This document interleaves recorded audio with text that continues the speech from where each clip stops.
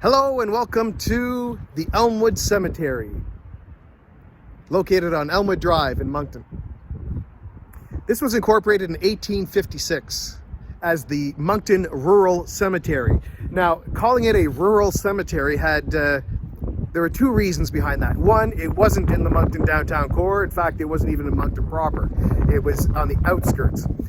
The second thing is a rural cemetery was a very, very specific style of cemetery at the time. In the Victorian era, there was sort of a newfound interest in afterlife, communing with the dead, seances, all that kind of stuff. So prior to this time, really, cemeteries were repositories for the dead. Sometimes just randomly scattered or in straight rows or something like that. You deposited your deceased ones there and sort of forgot about them.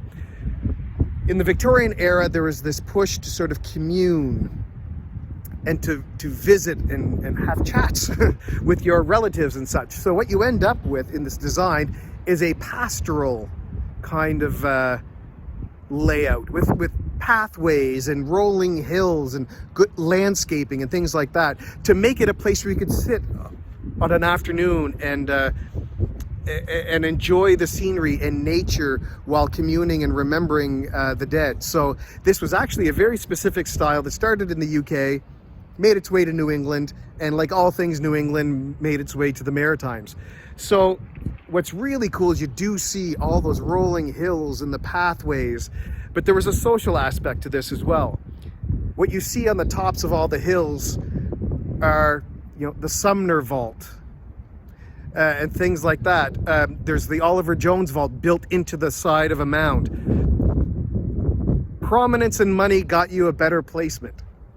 So you can actually almost tell somebody's social status by the type of plot that they had.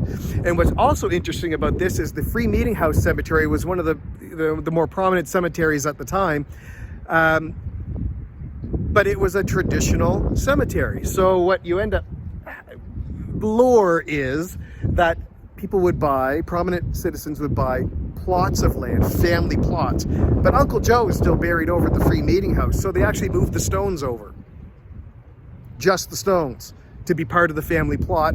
So there are so many unidentified plots at the Free Meeting House Cemetery because of, well, many reasons, but one of the reasons at the time was people moving their stones to a more prominent graveyard. So you have the beautiful rolling landscapes and the pastoral things, but eventually you get out of the Victorian era. You start running out of room. You get back to practicality, wartime, things like that. So what you end up having happen is, look, this roadway that you enter, look what happens.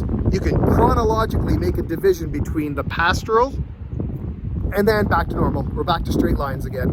So the road that actually leads to the office is actually a divider between the rural cemetery design and then back to economy of space and straight lines again. So that's very, very interesting. But you'll see just about any prominent person that I've mentioned in any of these videos, you will see the Tory Monument, the Sumner Monument, CB Records weird geometrically shaped monument. So what's really kind of cool about cemeteries is you could actually plan an interpretive walk on any subject that you want. Politicians, scoundrels, prominent women, anything you want, and you can actually find them here and do a tour and finding their gravestones. So actually graveyards are quite a decent interpretation tool. So we've done tours here before based on street names, in fact. So people that are buried here whose names are reflected in some of our streets. So same thing doing research on people. One of the best ways, unfortunately, to find out information about a person, if there hasn't been a biography written on them, is an obituary. So this is sort of a lasting monument obituary to the people of Moncton.